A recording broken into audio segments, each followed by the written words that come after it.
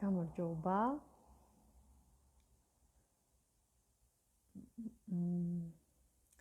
ესე იგი,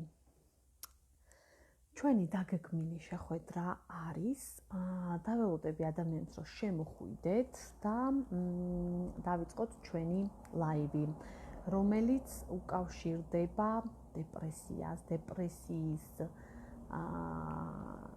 არსის გაგებას და ცოტა ისეთი კუთხით შეხედვას დეპრესიის შესახებ, რომელზეც ხშირად არ ვსაუბრობთ ხოლმე, შეიძლება არ ვისაუბროთ. იმაზე აღარ გავჩერდები, რომ დეპრესია რა არის, როგორია, ხო, როგორ ხასიათდება ამის ახსნაზე, იმიტომ რომ ძალიან ბევრჯერ გვაქვს საუბრები და ისედაც იცით, ხო, ამის შესახებ ინფორმაცია დარწმუნებული ვარ, რომ გაქვთ. ამიტომ ამაზე არ შევჩერდები, თუმცა თუ რა თქმა უნდა დაინტერესდებით, ამაზე შეგვიძლია ვისაუბროთ. ეხლა დაველოდები, რომ ვინმე გამოჩნდეს და დავიწყოთ ჩვენი საუბარი. მოკლედ, ცოტა დავაგვიანე, 5 საათზე გქონდა შეხვედრა, მაგრამ ჩართვა, მაგრამ გამოვიდა რომ ჩავერთე, 10 წუთით დაგვიანებით, მაგრამ როგორც წესი ადრე ვერთვები ხოლმე და ოკეი, დაგვიანება მეპატიება. მოკლედ, არ ვიცი, რატომღაც ვერავის ვერ ვხედავ. შეიძლება არ აჩვენებს. ხო? ამიტომ დამიწერეთ, მოკლედ კომენტარებში თუ ხედავთ, თუ გესმით ჩემი ხმა და ნელ-ნელა გადავალ ჩვენს საკითხზე, რომ ძალიან დიდი არ გამოვიდეს ეს ლაივი. მოკლედ. ამ ლაივის საუბრის, ასე ვთქვათ, ჩაწერის ინსპირაცია მომცა ერთმა ადამიანმა, რომელსაც გამარჯობა ლალი, თურმე გვისმენენ, მაგრამ ვერ ვხედა უბრალოდ ადამიანს რამდენი გვიყურებს. მაგრამ არა უშავს, მოგესალმებით. ხომ გესმით, ხომ კარგად გესმით, დამიწერეთ უბრალოდ. ინსპირაცია მომცა ერთმა ადამიანმა, რომელსაც ვესაუბრებოდი, კონსულტაციაზე იყო მოსული და ეს ადამიანი მიყვებოდა და მიხსნიდა თუ მის დეპრესიას მოგესალმებით, გამარჯობა, კარგად ისმის და მიხარია სოფო, გამარჯობა, მიხარია, მეც რომ ვკითხულობ თქვენს ნაწერს, რატომ არ ისმის ხოლმე ხმა კარგად. არ ვიცი, იმიტომ რომ ალბათ ყურსასმენებში უფრო უკეთესად მოისმება, სავარაუდოდ. ამის ბრალია, მოგესალმებით, მაია. ხო? და ეს ადამიანი მიხსნიდა, რომ როგორ არ არსებობს მის ცხოვრებაში მიზეზი, რის გამოც ის შეიძლება იყოს დეპრესიაში, ის ვერ ხვდება მიზეზს, რომ საერთოდაც, რა თქმა უნდა, პრობლემები ყველას აქვს, მაგრამ არც თუ ისეთი დიდი, არც თუ ისეთი რაღაცა მოუგვარებელი ან რაღაცა წარმოუდგენელი, რომ რამაც შეიძლება დეპრესია გამოიწვია. მოკლედ, მიზეზი არ აქვს, დეპრესია თავისით მოვიდა, საიდანღაც შეეყარა ვირუსივით, დაავადდა ამ დეპრესიით და არა და ახლოს არის საქმეც ეგ არის. დაავადდა დეპრესიით და ესე რა, მოკლედ ჰაერიდან მოვიდა და არ იცის რატო აქვს დეპრესია. ეხლა პირველ რიგში მინდა აგიხსნათ, რომ დეპრესია ესე 2 დღე და 2 კვირა თუ გუნება განწყობა დაბალი გაქვთ, ან დეპრესიული განწყობა გაქვთ, დეპრესიის დიაგნოზი ეგ არ არის, ხო? ანუ რო დაისვას, ერთია გუნება განწყობა, დეპრესიული განწყობა და მეორეა თვითონ დიაგნოზი, როცა ადამიანს აქვს დეპრესია და რომ დაისვას დიაგნოზი, სხვადასხვა, ასე ვთქვათ, ისმისო, სხვადასხვა, რა თქმა უნდა, კრიტერიუმები არის, მაგრამ ერთ-ერთი მნიშვნელოვანი არის, რომ ხანგრძლივობა უნდა კონდეს ამ პერიოდს, ხო? უნდა იყოს რაღაც დროში გახანგრძლივებული ეს ცვლილება ადამიანის, ხო, რომ დაისვას დიაგნოზი. ხო და ეს ადამიანი მართლაც დიაგნოზირებული, საკუთარ წელიწად ნახევარი, ასე ვთქვათ, რაც დიაგნოზირებული იყო, დეპრესია, კურნალობს, მაგრამ არ იცის, რატო დაემართა და საერთოდ წარმოდგენ ამის შესახებ არ აქვს. ეხლა ნახეთ, ეს საუბარი არ არის ახალი და საერთოდ ძალიან ნაცნობია. მეცაც გეტყვით, აი დეპრესიის მქონე ადამიანების არის 50 შეიძლება 60%-ის მეც ვიტყვი, ხო? მქონე ადამიანებში თქვენ მოისმენთ ზუსტად იგივე საუბარს, რომ არ ვიცი რატომ აქვს დეპრესია, არ ვიცი. ხო? რომ თითქოს მიზეზი არ არის, ვერ პოულობ მიზეზს, ხო? ადამიანი ამბობს. ამას ხშირად მოისმენდით. მომისმენია ლაივებში, რომ უცხო ადამიანები ერთვებიან, სესიებზე, კონსულტაციებზე ვინც მოდის, უმრავლესობა ესე საუბრობს, ხო? პირად საუბრებში, მოისმენდით და თქვენ თუ კი მისმენთ, თქვენც თუ ესეთი განწყობა გაქვთ, რომ აი არ ვიცი რატომ და ვარ ესეთი დათრგუნული თვითშეფასება, უმოტივაციო, უენერგიო ეს ყველაფერი, მაგრამ მიზეზი არ მაქვს, ხო?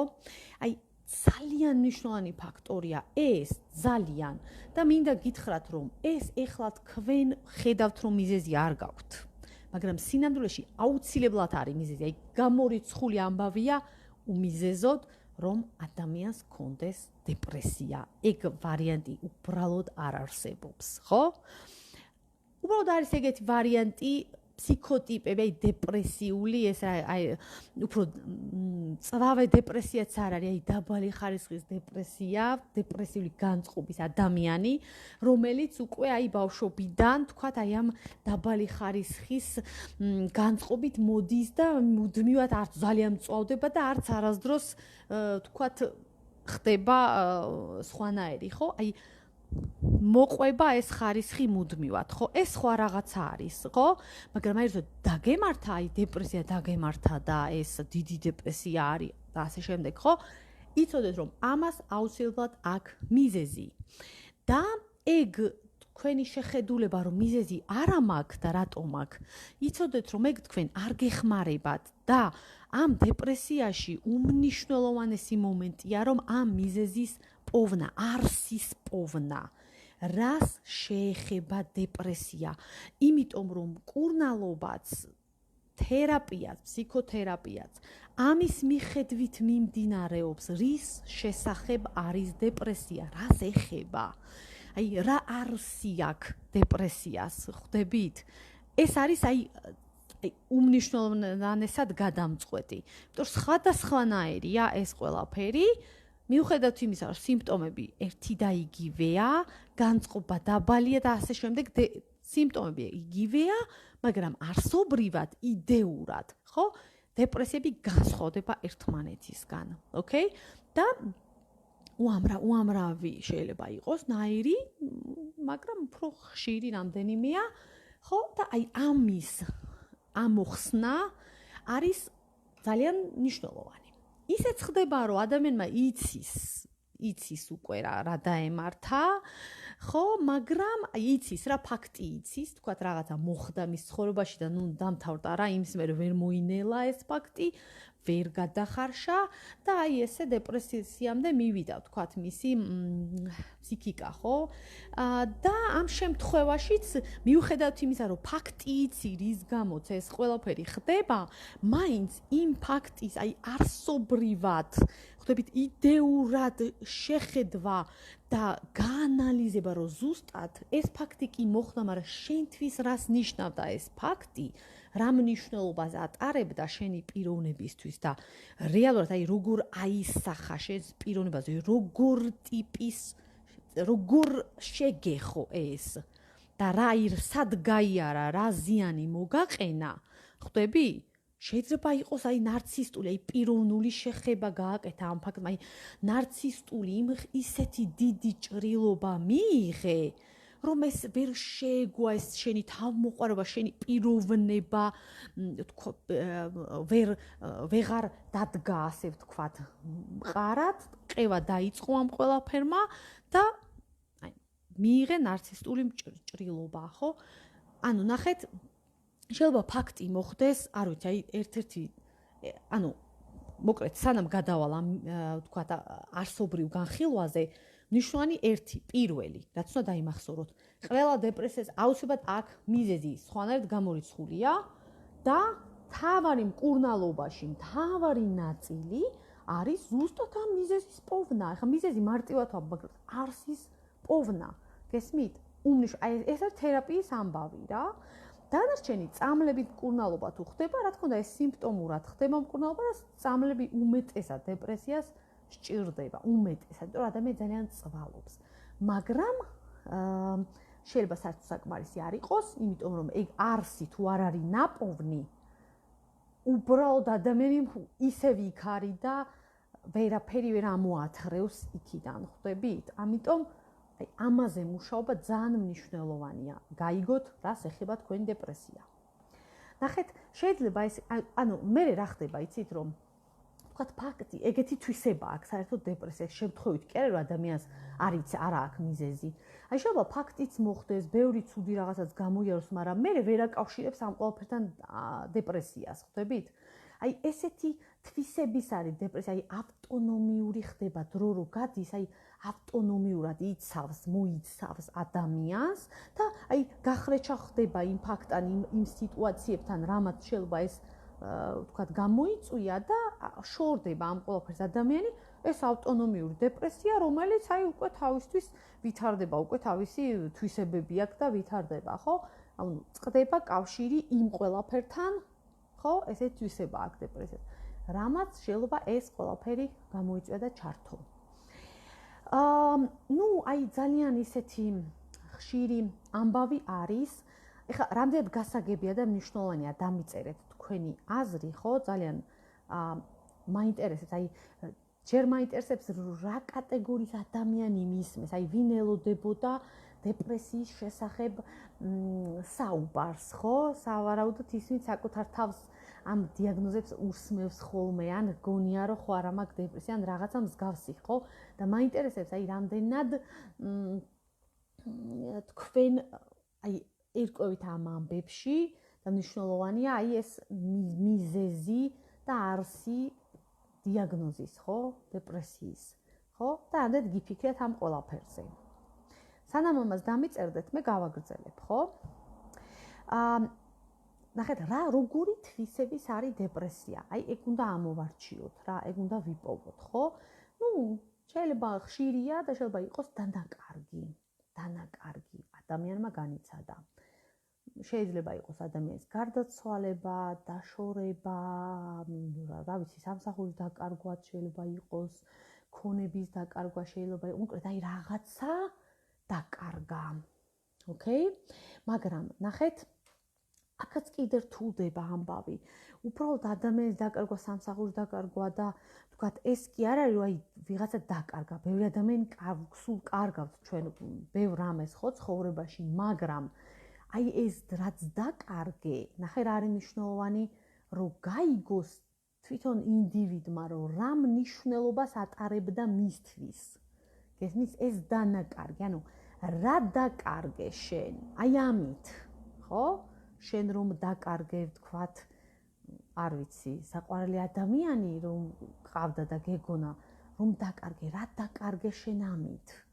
ან თუ კი ვინმე გარდაიცვალა, ან არ ვიცი, ქონება დაკარგა, აი რა დაკარგე, რა მნიშვნელობა ქონდა ამ ქონებას შენთვის? რა მნიშვნელობა ქონდა ამ ადამიანს შენთვის, ხო? შეიძლება ამ ადამიანზე იყავით, ანუ ეს იყო მშობელი მაგალითად, რომელიც შენი საყრდენი იყო, ხო? და ამ შემთხვევაში შენ გამოგეცალა საყრდენი. ხვდებით? და ეგ რას ნიშნავს? ხო, ესე იგი პიროვნება, ეყნობა რაღაცა მეორეს, ანუ პიროვნების ძალა, საყრდენი, აი პირდაპირ ნიშნობა, აი ვიღაცას დაეყნო, იყო ვიღაცა ადამიანი, თქვათ მშობელი, ეყრნობოდა, ანუ როცა უჭირდა, ანუ მისი იმედი აქვს, ხო, მასეა დამოკიდებული და ასე შემდეგ უზიარებს, თანამოზიარეა მისი და გვერდში მდგომია და ყოველთვის მისი იმედი აქვს და ეგ ვიღაც უცებ გამოეცალა ხელიდან. აი წარმოიდგინეთ. და ადამიანი რჩება ამის გარეშე, აი ამ საყრდენის გარეშე, საყრდენის გარეშე. აი როგორც მაგიდას რო ფეხი გადააჭრა და ვარდება, ხვდებით? და ეს არის დიდი ჭრილობა, ძალიან ღრმა ჭრილობა და ეს არის რა იცით, ეს უბრალოდ ადამიანის გლოვა არ არის, ეს არის თვითონ პიროვნები და არის დაჭრილი, ანუ პიროვნება რაღაც ძალიან მნიშვნელოვანი, აი ბოდს გამოცლილი, ხვდები და აქ სჭირდება მას მკურნალობა. აი ნახეთ, მარტო გამოგლოვება მან დარუშველის, ხვდებით? შეიძლება ადამიანი გამოიგლოვოს, მაგრამ თვითონ ამ ადამიანს რჩება აი ეს ანუ ეს ადამიანი მყარად ვერ დგას დედამიწაზე, ხო? ესე იგი რა გამოდის ამ ადამიანმა უნდა ისწავლოს სიარული სულ თავიდან, ანუ ეს ადამიანი როგორც პატარა ბავშვი ისე რჩება სამყაროში, ხვდებით? და აი ეს დარტყმა ზუსტად აქ არის, ხო?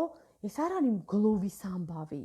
ეს არის მარტო დარჩენილი ბავშვის ამბავი, რომელმაც უნდა ისწავლოს სიარული, გესმით? და ეს ძალიან დიდი დარტყმაა, დიდი კრიზისია, ხო? და რისი გადახარშვაც თუ ვერ მოხდა, ოკეი? ამ შემთხვევაში შეიძლება დეპრესიამდე და აი აქამდე მივიდეს ადამიანი, ხო, რომელიც ძალიან რთულდება ხოლმე. ოკეი, ამიტომ აი ამას უნდა დაუკვირდეთ ძალიან, ხო? აი რომ დაკარგე, რა დაკარგე? აი რა მნიშვნელობის რაღაც დაკარგე, ოკეი? ეგ ერთი შეიძლება იყოს, ხო? დამიწერეთ ახლა, აი რამდენად საინტერესო რაზეც საუბრობ და გავაგრძელო თუ არა და გავაგრძელებ ნელ-ნელა. ხო? იცით რა არის, აი ყველა ადამიანს მაინც აი რაღაცა ეს დეპრესიული ეპიზოდი ასე თუ ისე გამოვლილი აქვს რა, ეს აი გემო ამისი ყველა მიცის. ვერ ყველას ეს დიაგნოზი არ ქონია დეპრესიის, მაგრამ აი ამის გემო ადამიანებმა ვიცით, ხო? დეპრესიის გემო რაც არის, ოკეი? როცა იშვიათი გამონაკლისები არიან, ხო? ვისაც ძალიან შეიძლება რაღაც მყარი სტრუქტურა აქვთ რა, პიროვნების, ხო? ამიტომ შეიძლება თქვენი კომენტარი არ მოდის. ამიტომ ვაგრძელებ, ხო, რომ არ გაგვიგრძელდეს ლაივი. მოკლედ, შეიძლება იყოს ესეთი ტიპის დეპრესია, აი როდესაც ადამიანი აქვს განცდა და აი ეგეთი ხედვა, რომ გამოუვალი მდგომარეობის აი არსი არის რა, აი გამოუვალ მდგომარეობას ხედავს ადამიანი. თუმცა რომ გულისხმობ გამოუვალ მდგომარეობაში, ეს არ არის უბრალოდ რაღაცა მარტივი გამოუვალი მდგომარეობა, რასაც შეიძლება რაღაცა ადამიანი გადაწყდეს ყოველდღიურ ცხოვრებაში. არა, აი რაღაც აი ფუნდამენტურად დიდი ცხოვრებისეული ისეთ ეტაპზე იდგას, რომ აი იდგეს ადამიანი, რომ აი მისი ხედვა არის, რომ აი გამოუვალია მდგომარეობა, აი აღარ ეშველება რაღაცას არაფერი. ხვდები? და აი ამ ნახეთ აუცილებლად თან ეს მდგომარეობა უნდა რაღაც დროში უნდა იყოს გახანგრძლივებული, ხვდებით? რომ და ამასთან შეგუება, თან ამას რაღაცას ეგუება, ადამიანი ეგუება, რაც უნდა არ უნდა, ვერ ეგუება, ანუ უნდა არ უნდა ამ გამოუვალ სიტუაციაში ცხოვრობს, ხო? მაგრამ შეცვლის ხედვა აღარ არის, ანუ დაკარგულია ყველაფერი, ისევ სადღაც დანაკარგიც არის, ხო? აქაც უკვე არსობრივად არის გასაგები, ხვდები, აი რა, აი თქვათ რა არის, რა აღარ გაკეთდება. რას აღარ ეშველება, ხვდები? და ამასთან შეგუების მომენტი შეიძლება იყოს ძალიან ღრმა დეპრესიის ეპიზოდი, ხო? სანამ ადამიანი ამ ყველაფერს მიიღებს, ხო? და მაგალითად, თუ ადამიანს აქ დანაკარგის ვიღაცის გამოგლოვება, აი ვიღაცა დაკარგა საყვარელი ადამიანი და ეს დეპრესიის ესეთი ხაზი აქვს. ამ შემთხვევაში მუშაობა არის, რომ ამ ადამიანმა გამოიგლოვოს, გაუშვას ეს ადამიანი, ხო? თუ არის ის, რომ ამ ადამიანმა რაღაცა დაკარგა, რაც მისი საყრდენი იყო და ამას გლოვს, ეგეთი ტიპის დეპრესიაა, ხო? ეგ მეორე. ამ შემთხვევაში მუშაობა მიდის, რომ მას ეს სიარული ისწავლოს, ეს საყრდენი შეიძინოს რაიმე ახალი, ხვდებით? ხო? ჯანსაღი და არა სხვა ადამიანი ისევ. ხო? ანუ მუშაობა წავა აქეთკენ, რომ აი ადამიანმა ჯერ გააცნობიეროს და მერე აი სიარული ისწავლოს. თუ აი რაღაც აი გამოუვალი მდგომარეობის მომენტი აქ მუშაობა, რა თქმა უნდა, ისევ გაცნობიერება და მერე უნდა წავიდეს, რომ გამოსავალი მაინც არის ყველგან, ხო? ან მიიღება ამ სიტუაციის და აჰა, მოდი ახლა რა გავაკეთოთ, ხო? ან ზებნა შესაძლო კარგი ვარიანტის, რაც შეიძლება გამოსავლად ჩაითვალოს, ხვდებით? და აი ამ გამოუვალის სიტუაციაში გაჭედილი რო ადამიანი, აი ამის აქედან გასვლა რა ერთგვარი ამ კარებიდან გასვლა, ამ სიტუაციიდან გასვლა და უკვე მიხვედრა რომ ხო რაღაცა შეიძლება გაკეთდეს, ხო? აი მუშაობა აქედ უნდა წავიდეს. ანუ ყველა ტიპის დეპრესიას, ყველა ტიპის აი შინაარსის აი ესეთ რაღაცას ჭირდება თავისი მუშაობა. გესმით? ამიტომ არის აუცილებელი რომ თქვენ გააცნობიეროთ, მიხვიდეთ იქამდე თუ რას შეეხება თქვენი დეპრესია. ნახეთ, მკურნალობა არის აი ორი სახის რა. სიმპტომური და არსობრივი, ასე რომ ვთქვათ. სიმპტომური მკურნალობა, აი ძირითადად მედიცინა, ძირითადად არის სიმპტომებს მკურნალობს, ხო? არ ვიცი, გაციება გააქვს თუ რაღაცა, ყველას მკურნალობს და ცემინებას და სიმპტომური მკურნალობა წამალი, რომელიც სიმპტომებს აშორებს და ორგანიზმი ერევა რა ამ ყველაფერს თავისთავად, ხო? ოკეი? ასევე ფსიქოლოგიაში, ხო, აი სიმპტომურია, ვთქვათ, არ ვიცი, ვთქვათ რაღაცა ორგანოზე აქვს პრობლემა, უკვე პრობლემა აქვს ადამიანს და ამ ორგანოს უარესი არ დაემართოს, ამის შეჩერება ხდება წამლები სიმპტომურად, მაგრამ არსობრივია რომ რა იწვევს ამას, ეს გაიგოს მედიცინამ, ხო? და ეს გამომწვევი მიზეზები აღმოიფხვრას, ხო? მაგრამ ხშირ შემთხვევაში მედიცინას არ აქვს პასუხი ხოლმე რა იწვევს. ხვდებით, ეს პასუხები არ არის ხოლმე, ამიტომ ძალიან ხშირად სიმპტომურია მედიცინის მკურნალობაც, ხო? ძალიან კარგია თუ ეს ყველაფერი იცის და არსობრივია. ეს უკვე კარგი მკურნალობაა, ხვდებით? რაც არ არის ხშირი. ნახეთ, ფსიქოლოგიაშიც ეგრეა. არის სიმპტომური მკურნალობა ფსიქიკის, ხო? და არის არსობრივი, აი რა გამოიწვია და სად არის, აი არსი რა არის ამისი. ფსიქიატრია ძირითადად, აი მედიკამენტოზური მკურნალობა, ხო? ანტიდეპრესანტები, დამამშვიდებლები და ასე შემდეგ, ხო? ეს არის ძირითადად, ეს არის ნახევრად სიმპტომური და არის აი ანტიდეპრესანტის სამკურნალო წამალია, ხო? და აი გუნება განწყობას არეგულირებს ტვინში, აი ჰორმონებს, იმებს, ამებს, რაღაცებს და აი მაინც მკურნალობაც არის და სიმპტომური, აი ვიტყოდი 30-70, აი 70 სიმპტომურია რა. მაინც უმრავლესობა მედიკამენტების, რასაც ფსიქოლოგიას ეხება, არის მოკლედ სიმპტომური მკურნალობა. სიმპტომური რა არის? სიმპტომი შეიძლება ვერ იგებთ, ნახეთ. ანუ სიმპტომი არის, უკვე აი თქვათ რაღაცა დაკარგე, საყრდენი დაკარგე, ფსიქოლოგია რა არის? დაკარგე საყრდენი და სიმპტომები გაქვს რა? ნახე, არსი არის რომ საყრდენი დაკარგე. სიმპტომები გაქვს. გუნება განწყობა არ გაქვს, თვით შეფასება დაგივარდა, ტირილი გინდა, ლოგინდან არ დგები, არ ბანაობ, რა ვიცი, თვით შეფასება აღარ გარფერი გიხარია, იმედი აღარ. ეს სულ სიმპტომებია. ხვდებით? ეს არის სიმპტომების აღწერა. ხო? არსი არის ის მიზეზი, ის ყველაფერი, რაც რატომაც მოხდა, ხო? ან რის გამო ხდება ეს ყველაფერი, ან მიზანი, ხო? ეგ არის არსი, ხო? ამიტომ ერთი რო ხდება სიმპტომებზე მკურნალობა, რა ითქვათ, გუნება განწყობა, აიმაღლო რა თვით შეფასება, აი სიმპტომებს ამუშავებ, ეგ ერთი ტიპის მკურნალობაა, ხო? მეორე ტიპის აი ამ არსს უპოულობთ და აქ ხდება დამუშავება, ხო? სიღრმისეული დამუშავება, რომელიც გაცნობიერებაზე გადის და პიროვნულ ზრდაზე გადის. ხვდებით? რომელიც უფრო გრძელვადიანი მკურნალობა ამას უცებ ვერ გააკეთებ, ხო? ეს ამას უფრო დიდი დრო ჭირდება, ხო? და მაგრამ სიღრმისეულია და ნამდვილია. სიმპტომური შეიძლება უფრო მარტივიც, აი უფრო სწრაფად წავიდეს, აი მკურნალობა უცებ სწრაფად წავიდეს, მაგრამ მერე რეგრესია, ანუ მერე ისევ სადღაც იგივე წამოვა, იმიტომ რომ ვერ მოხდა გააზრება. ხვდებით? ანუ თუ სიგარეტი ვთქვათ აფუჭებს არ ვიცი ღვიძლს, ხო? თუ შენ მუდმივად და ფილტვებს ვთქვათ, ეწევი, თუ სიგარეტის მოწევა არ შეწყვიტე, ხვდები, შეიძლება სიმპტომები უმკურნალო, გაიმაგრო ფილტვები, რაღაცა წამლები დალიო, 1000 რაღაცები ჩაყლაპო, მაგრამ თუ ამას ისევ აკეთებ მის მიზეზს, ხო?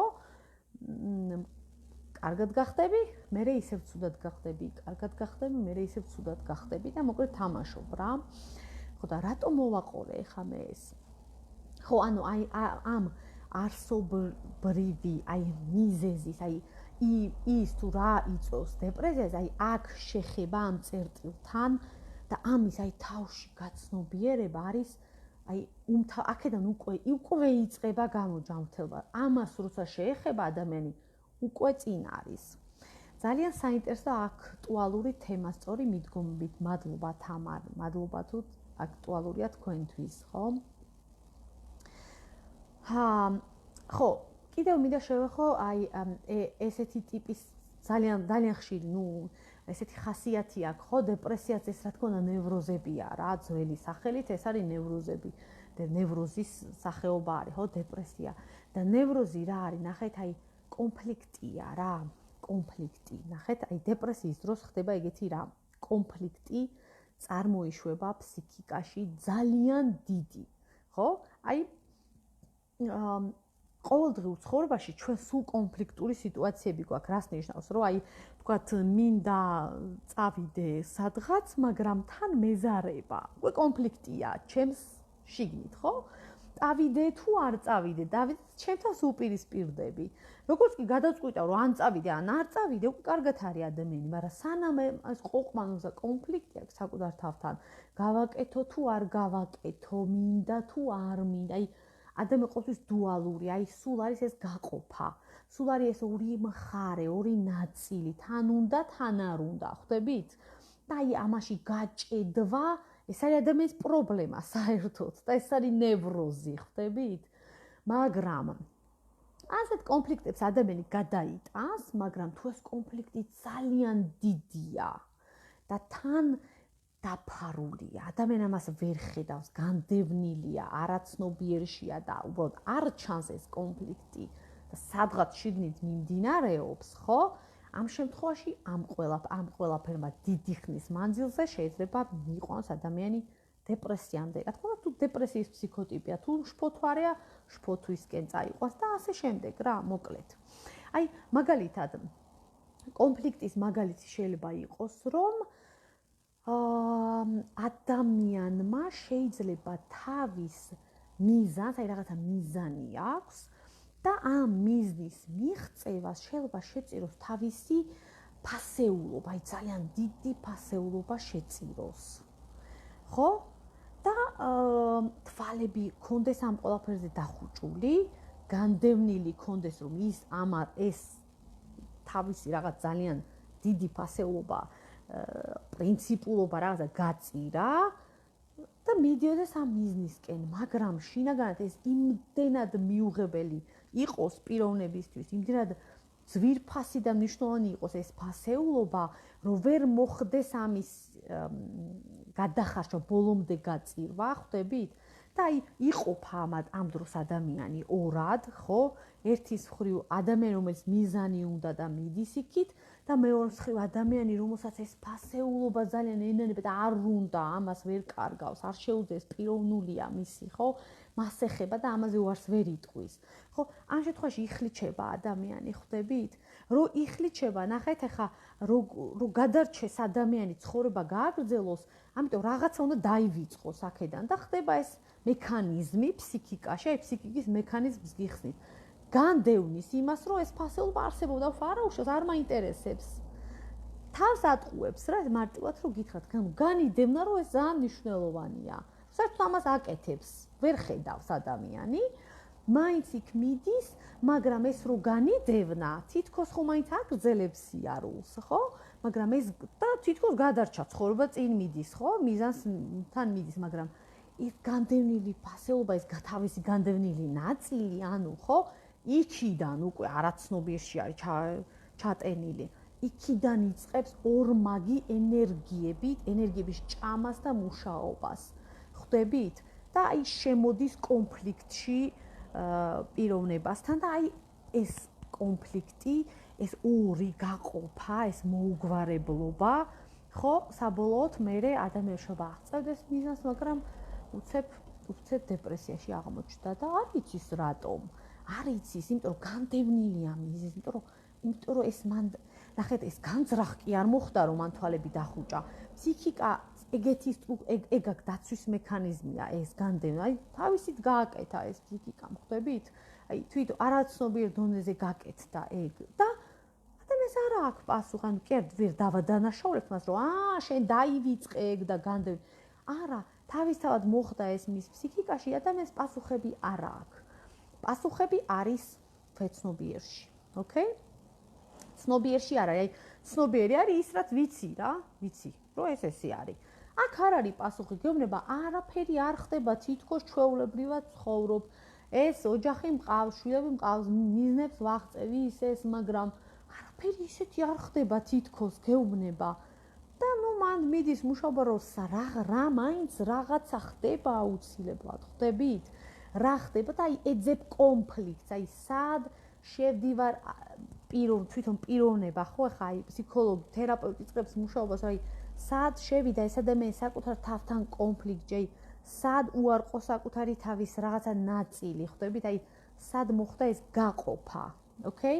და როდესაც ამას თქვა პოულობ, უცებ ეს არის ნათება, რომ ვაუ, ეგ არის თურმე ეგ არის, ხო? და ესეთი გაუცნობიერებელ ამბავს რო იპოვი, ეგ უკვე კათარზისია ხოლმე რა, ეგ უკვე არის რომ ვაუ, ადამიანი ამბობს და ანუ უკვე გადის ხოლმე ფონს, აი უკვე კარგად არის. მაგრამ მე მაინც ჭირდება, ჭირდება მოქმედება. მე ადამიანს უნდა ეყოს ძალა, გამბედაობა, მე მთელი მუშაობა აქ უნდა წავიდეს, რომ მან რაღაცნაირად ეს კონფლიქტი, აი მიზანი მუშაობა როგორ არის? კონფლიქტი ამ შემთხვევაში, როდესაც კონფლიქტია, კონფლიქტი გადაიჭრას, ხო? რას ნიშნავს, ხო? შენი გაყოფილი ნაწილები ესე უნდა შეათანხმო ერთმანეთთან. გაგდებული ნაწილი, განდენილი ფარმა ინტერესებს, ეგ ნაწილი უნდა ამოიყვანო. ეგ მნიშვნელოვანია, ეგ არ არის გასაგდები ნაწილი, ხო? და რაღაცნაირად ერთმანეთთან დააკავშირო, შეათანხმო, ხვდები ორივე დააკმაყოფილო, მოკლედ, აი კონფლიქტი უნდა მოგვარდეს რა, როგორც გესმით, ხო? აი ეს ფსიქიკური კონფლიქტი. და მუშაობა უკვე აქეთ მიდის. ამაზე უნდა წავიდეს ადამიანი, ვერ გაჯიუტდები, ხო? აი ვერ წახვალ, აი შენი ფსიქიკის წინააღმდეგ ვერ წახვალ ადამიანი, ხვდები? აი ეგ არის ხოლმე ბრძოლა, რომელსაც აგებს ადამიანი.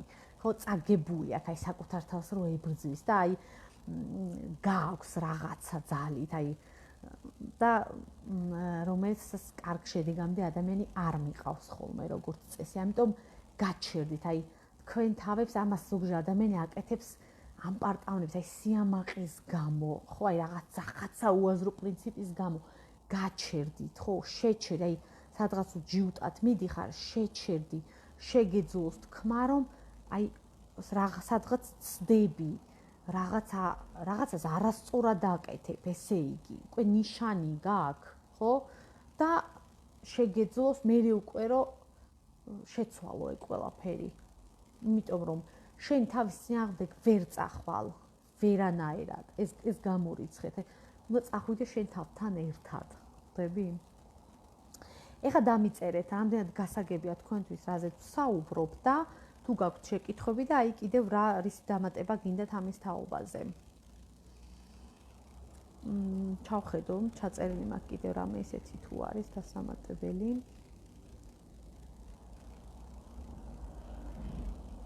ხო, ნუ აი ხშირი მაგალითია ხოლმე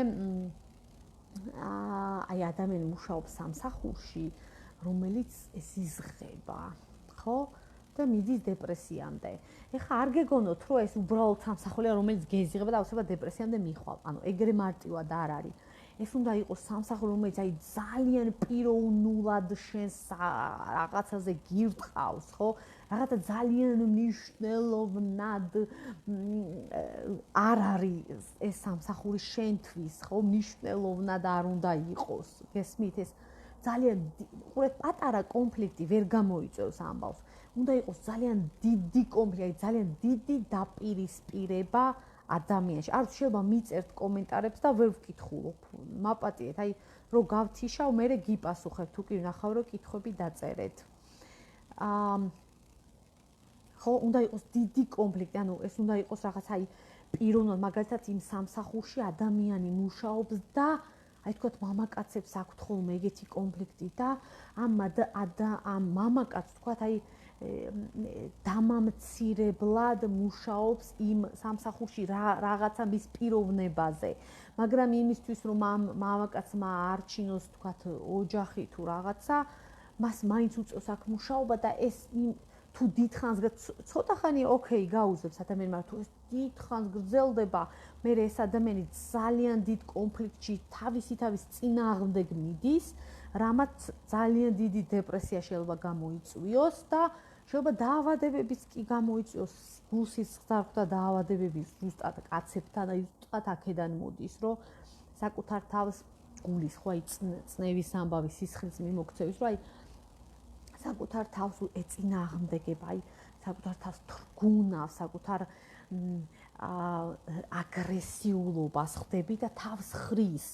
გესმით? აი ეს ხდება ძალიან დიდი დარტყმა, ვთქვათ, ხო, მამაკაცებთან ხოლმე, ხო, უბრალოდ მაგალითს ვამუშავებ, ქალთანაც მოხდეს. უბრალოდ ხშირია ეგ მაგალითი, ხო?